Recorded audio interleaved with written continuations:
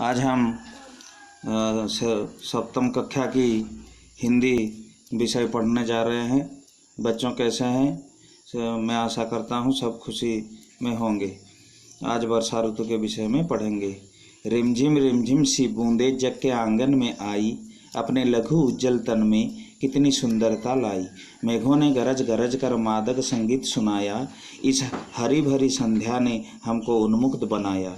सुखी सरिताओं ने फिर सुंदर नवजीवन पाया, लघु लहर लहर पर देखो सौंदर्य नाचने आया। वन उपवन पन्नब गए सब, कितने नव अंकुर आए, वे पीले पीले पल्लव फिर से हरियाली लाए।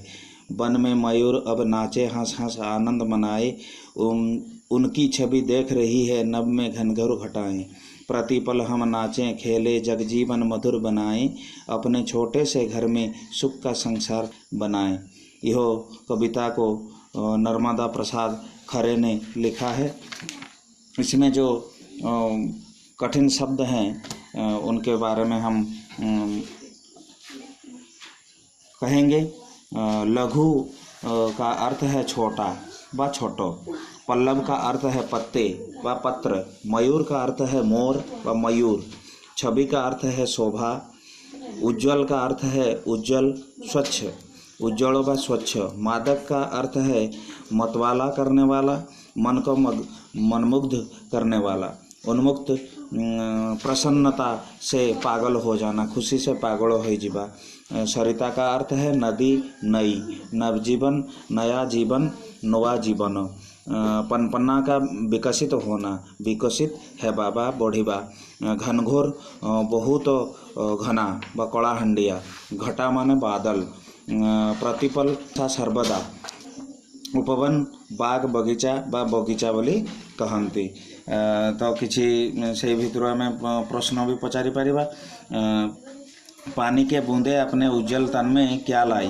पानी के बूंदे अपने उज्जवल तन में बहुत सारी सुंदरता लाई। वर्षा ऋतु के आगमन पर मनुष्य के जीवन में क्या परिवर्तन आता है?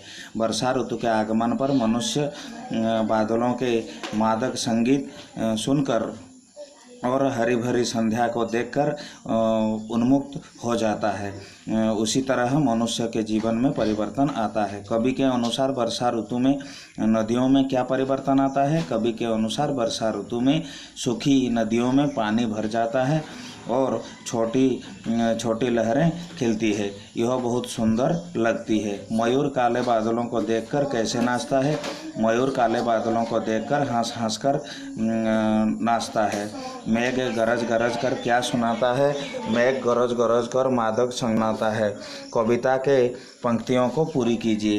वन पवन डैश डैश नभ अंकुर आए, वे पीले पीले डैश फिर से हरियाली लाए। वन उपवन पन्नब गए सब, कितने नव अंकुर आए, ये पीले पीले पल्लव फिर से हरियाली लाए।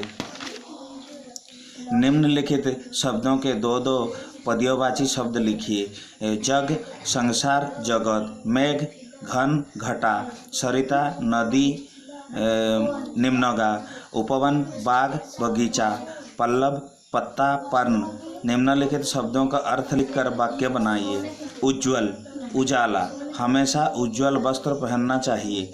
उन्मुक्त प्रसन्नता से पागल हो जाना, कभी प्रकृति का सौंदर्य देखकर उन्मुक्त हो जाता है।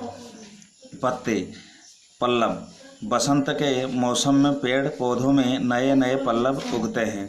नवजीवन नया जीवन, बरसात के मौसम आने से प्राणी जगत नवजीवन पाते हैं। अंकुर नया पत्ता, बीज से अंकुर निकलता है।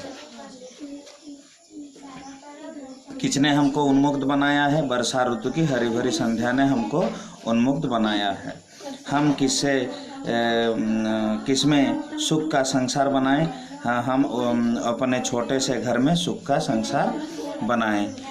पीले पीले पल्लव क्या लाए और कौन हंस हंस कर आनंद बनाए। बूंदें कैसी होती हैं? रिमझिम सी बूंदें आसमान में गिरती है, उसका तन लघु और उज्ज्वल होता है।